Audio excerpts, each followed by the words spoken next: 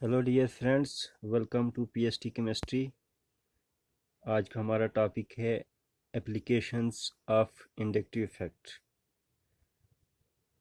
तो दोस्तों, applications of inductive effect को शुरू करने से पहले हम इंडक्टिव इफेक्ट को क्विकली रिवाइज करेंगे कि इंडक्टिव इफेक्ट होता क्या है। इंडक्टिव इफेक्ट क्या होता है? जब किसी सैचुरेटेड चेन के एंड में कोई इलेक्ट्रॉन विड्राइंग ग्रुप होता है या इलेक्ट्रॉन डोनेटिंग ग्रुप होता है, तो तब क्या होता है? इलेक्ट्रॉन्स की मूवमेंट होती है। अगर इलेक्ट्रॉन डोनेटिंग ग्रुप होता है तब electron donating group saturated chain को क्या करता है? इलेक्ट्रॉन डोनेट करता है। अगर इलेक्ट्रॉन विड्राइंग ग्रुप होता है तो वो क्या करता है? वो सैचुरेटेड चेन से इलेक्ट्रॉन खींचता है। ठीक है, तो ये हमारे पास दो सैचुरेटेड चेन है। फर्स्ट वाले केस में क्या है? इलेक्ट्रॉन डोनेटिंग ग्रुप है। ठीक है, इलेक्ट्रॉनिक डोनेटिंग ग्रुप है ये, तो ये इलेक्ट्रॉन देता है चेन को। इस केस में इलेक्ट्रॉन विड्राइंग ग्रुप है, तो इस केस में क्या होता है?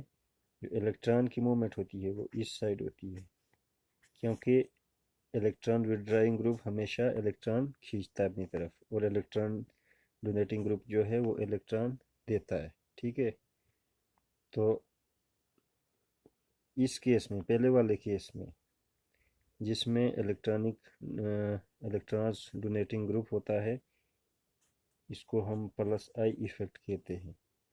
और ये दूसरा केस जिसमें इलेक्ट्रॉन विड्राइंग ग्रुप होता है, इसको हम माइनस आई इफेक्ट कहते हैं। ठीक है, तो इस पहले वाले केस में क्या है? ये सैचुरेटेड चेन है, इसके एंड में इलेक्ट्रॉन डोनेटिंग ग्रुप है, तो ये क्या करता है? ये इलेक्ट्रॉन डोनेट करता है। किसको? इस सैचुरेटेड चेन को इलेक्ट्रॉन डोनेट करता है। तो इलेक्ट्रॉन की मूवमेंट इस इलेक्ट्रॉन डोनेटिंग ग्रुप से चेन की तरफ होती है। ठीक है, हम कह सकते हैं कि इसमें पार्शियल पॉजिटिव चार्ज है। ठीक है, हम कह सकते हैं कि इसमें पार्शियल नेगेटिव चार्ज है, क्योंकि ये इलेक्ट्रॉन खींचता है, ये इलेक्ट्रॉन डोनेट करता है। इस पे भी कह सकते हैं कि हम पार्शियल नेगेटिव चार्ज है। इस कार्बन पे भी कह सकते हैं कि पार्शियल नेगेटिव चार्ज है। इस कार्बन पे भी कह सकते हैं हम कि पार्शियल नेगेटिव चार्ज है। ठीक है, तो इलेक्ट्रॉन्स की मूवमेंट जो होती है वो इलेक्ट्रॉन डोनेटिंग ग्रुप से चेन की तरफ होती है। ठीक है, तो एक और बात बता दूं मैं, जो फर्स्ट कार्बन है इस पे सबसे ज़्यादा इंडक्टिव इफेक्ट होता है। मीन्स कि इस कार्बन पे सबसे ज़्यादा प्लस आई इफेक्ट है। इस कार्बन पे थोड़ा कम है, इस कार्बन पे उससे कम है, तो इस कार्बन पे सबसे ज़्यादा कम है। ठीक है, तो ये था प्लस आई इफेक्ट के बारे में। अब हम माइनस आई इफेक्ट को भी रिवाइज करेंगे। माइनस आई इफेक्ट में क्या होता है? चेन के जो जो एंड है, चेन का जो एंड है उसमें इलेक्ट्रॉन विड्राइंग ग्रुप है। ठीक है, तो ये क्या करेगा? ये इलेक्ट्रॉन खींचेगा। ठीक है, अब इलेक्ट्रॉन्स चेन से इलेक्ट्रॉन विड्राइंग ग्रुप की तरफ मूव करेंगे। ठीक है, ओके, तो ये इलेक्ट्रॉन विड्राइंग ग्रुप है। हम कह सकते हैं कि इसमें पार्शियल नेगेटिव चार्ज है। अब ये इलेक्ट्रॉन डोनेटिंग ग्रुप है। ठीक है, इसमें हम कह सकते हैं कि पार्शियल पॉजिटिव चार्ज है। ठीक है, इस कार्बन पे भी पार्शियल पॉजिटिव चार्ज होगा, इस कार्बन पे भी पार्शियल पॉजिटिव चार्ज होगा। जैसे मैंने ऊपर वाले केस में बताया कि इस कार्बन पे सबसे ज़्यादा प्लस आई इफेक्ट होता है, तो वैसे ही इस कार्बन पे सबसे ज़्यादा प्लस माइनस आई इफेक्ट होगा। इस पे उससे कम होगा, इस पे उससे कम होगा, तो इस कार्बन पे सबसे कम -I इफेक्ट होगा। ठीक है, तो फ्रेंड्स ये टॉपिक बहुत ही इम्पॉर्टेंट टॉपिक है। बहुत सारे बच्चों को कन्फ्यूजन रहती है इस टॉपिक के बारे में। सो इस टॉपिक को ध्यान से देखें, इस वीडियो को ध्यान से देखें और वीडियो को स्किप बिल्कुल भी नहीं करें। ठीक है, तो इंडक्टिव इफेक्ट को सबसे पहले हम स्टेबिलिटी ऑफ इंटरमीडिएट्स फाइंड करने में यूज़ करते हैं। तो सबसे पहला एप्लीकेशन इसका है स्टेबिलिटी ऑफ इंटरमीडिएट्स।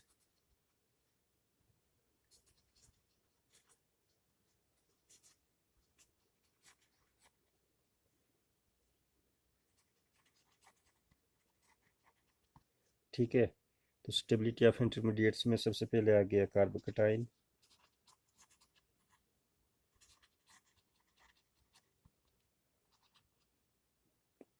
दूसरा इंटरमीडिएट हमारे पास आ गया कार्बोनाइन। तीसरा इंटरमीडिएट हमारे पास आ गया फ्री रेडिकल। ठीक है, तो दूसरी एप्लीकेशन है इसकी एसिडिटी। ठीक है, एसिडिटी मीन्स एसिडिक स्ट्रेंथ मालूम करने में भी यूज़ होता है इंडक्टिव इफेक्ट। फिर तीसरा यूज़ है इसका बेसिसिटी।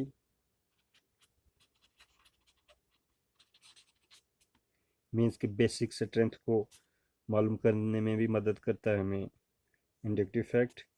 तो ये हैं कुछ एप्लीकेशंस इसकी इंडक्टिव इफेक्ट की।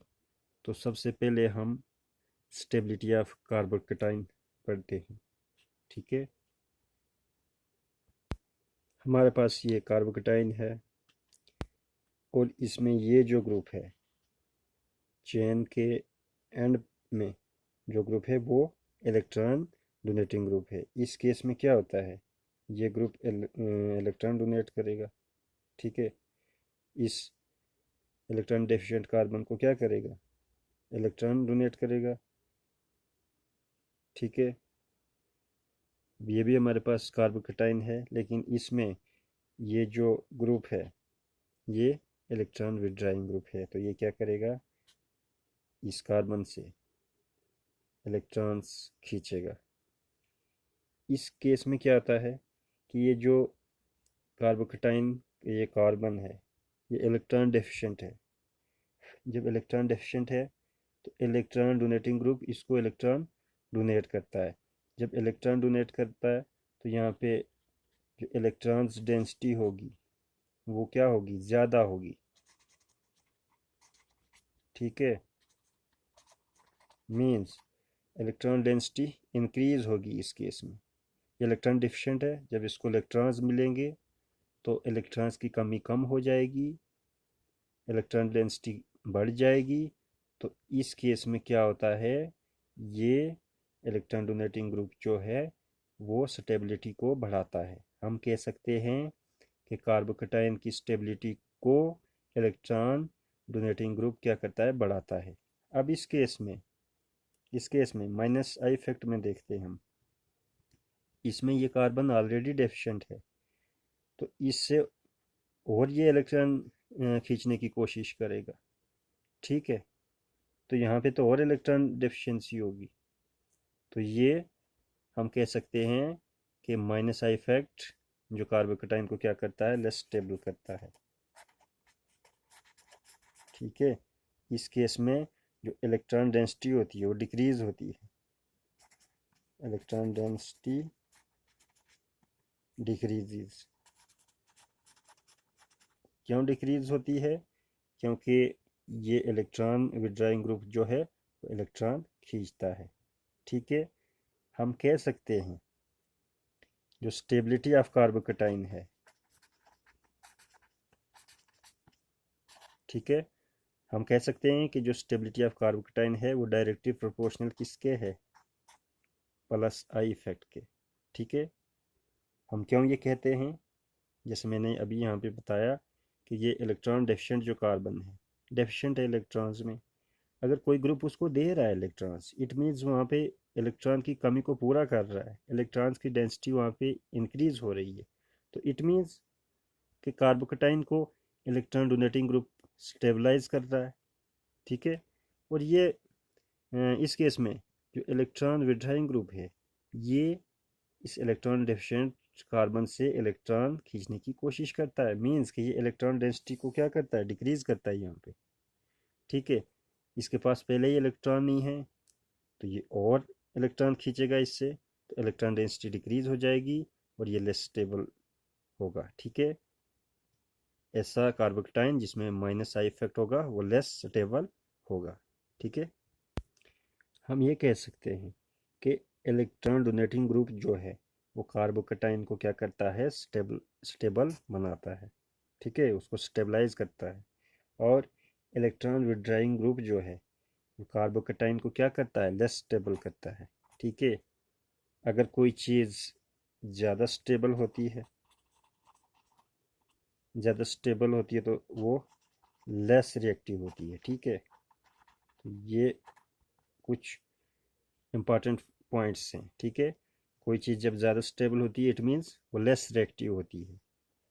अगर कोई चीज़ लेस स्टेबल होती है, ठीक है, तो इट मीन्स कि वो मोर रिएक्टिव होती है।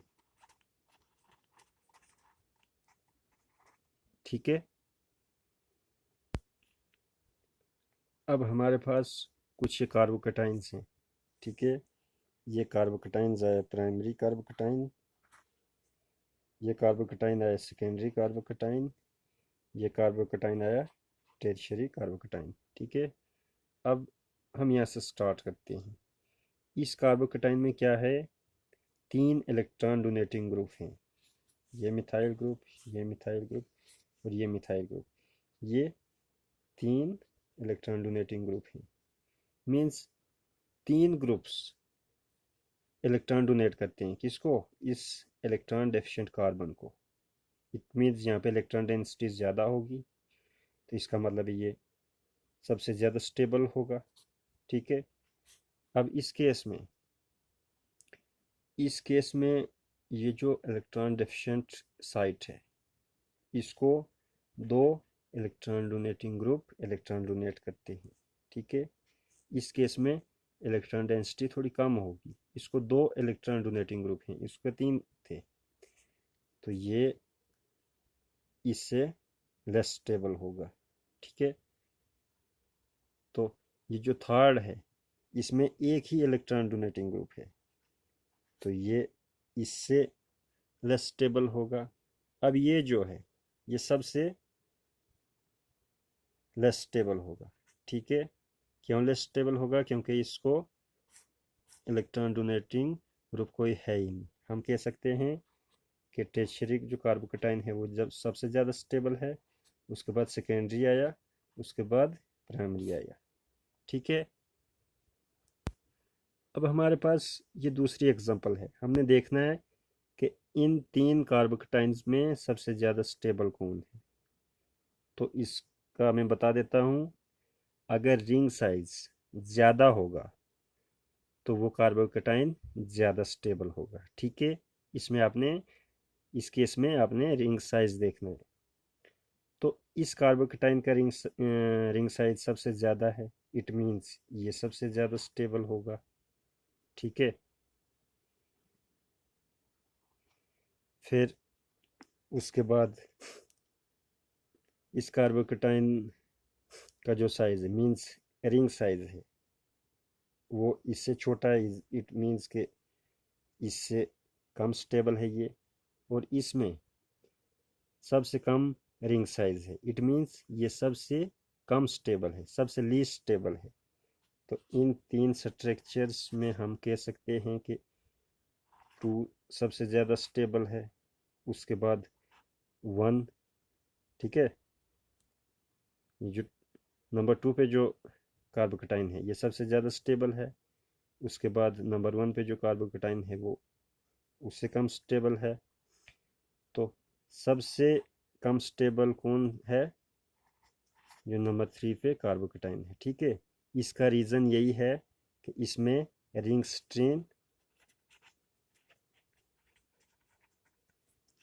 स्ट्रेन एक बहुत अहम रोल अदा करता है। ठीक है, तो दोस्तों ये था applications of inductive fact. Video को देखने के लिए बहुत बहुत धन्यवाद।